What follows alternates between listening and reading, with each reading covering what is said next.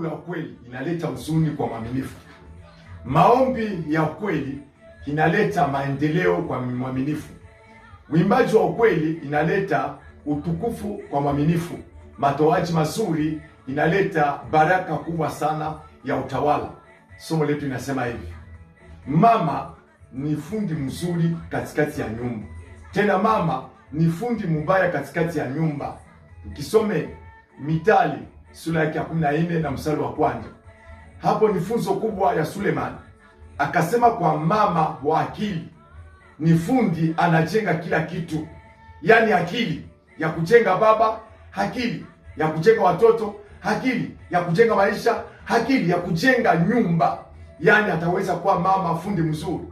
Mama fundi mubaya anapomoa kwa mikono, ni kusema ni mumbea, anatoa kila kitu cha nyumbani nje. Ule ni fundi mubaya, aje. Amina.